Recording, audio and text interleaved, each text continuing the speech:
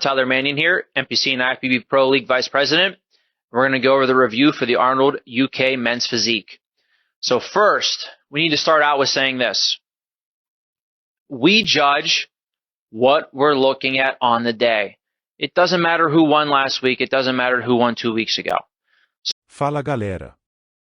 A página Old School Maromba News fez post do pronunciamento do vice-presidente da NPC Tyler Mannion sobre a categoria Men's Physique do Arnold Classic UK e também comentou quais os fatores influenciaram a vitória de Corey Maurice sobre o Diogo Montenegro.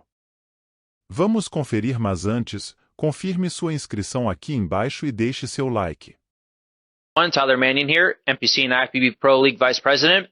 We're going to go over the review for the Arnold UK men's physique. So first, we need to start out with saying this. We judge what we're looking at on the day. It doesn't matter who won last week. It doesn't matter who won 2 weeks ago.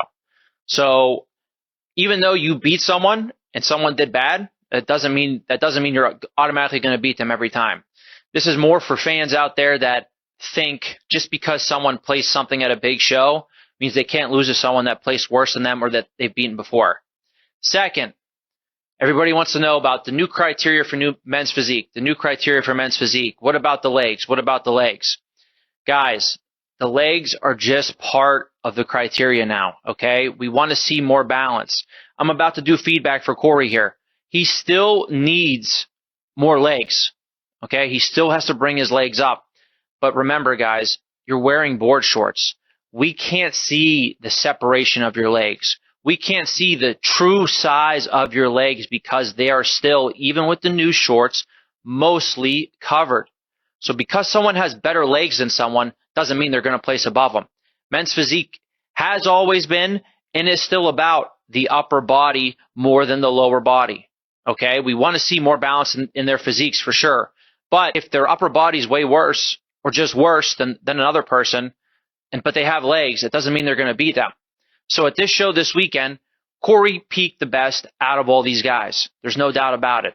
He was much better than he was 2 weeks ago. You could see the lines and the separation, not just from him in the front, but also in the back. From the back, he beat Diogo and he beat Vitor considerably. Okay? So, yes, he needs more legs, but he peaked great. He has to bring the legs up.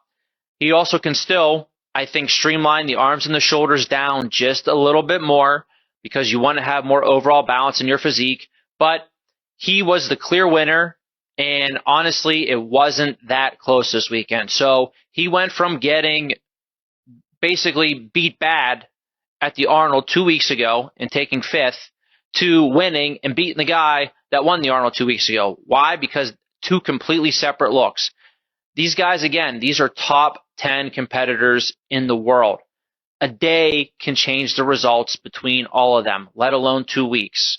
Corey did a great job, a very well-deserved win, and I think people also forget, yes, the legs weren't really being taken into account then, but he beat Ryan Terry last year at the Pittsburgh.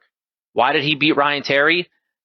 Because he probably had the best peak of his life. It's probably the best I've ever seen him and probably the best he's ever looked on a pro stage. And Ryan, at that show, showed up very, very flat. So if the current rules where we're still looking for that balance with the legs were in effect then, Corey still would have beat Ryan then because Ryan was that off. He was that off with his overall peak at that show and how flat he was. So this is a guy that is very, very good. And again, we want to see more legs out of him. We want to see more balance in his physique because it's going to make his whole entire package stronger. But just because you have better legs than someone in men's physique doesn't automatically mean you're going to beat them. In second, we have Diogo was not really close to his package that he brought at the Arnold. If you can see in the video, he was really struggling with his abs. His abs were more washed out than they were at the Arnold, but he was also even struggling to control his abs on stage.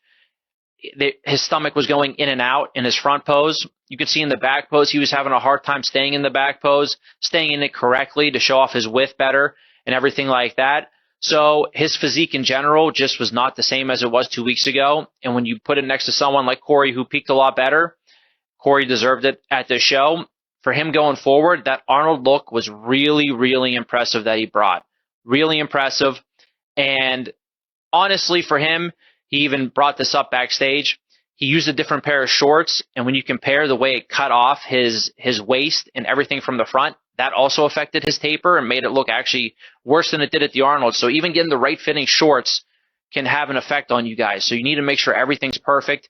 He recognized this himself and even brought it up and asked, what do you think? I said 100%.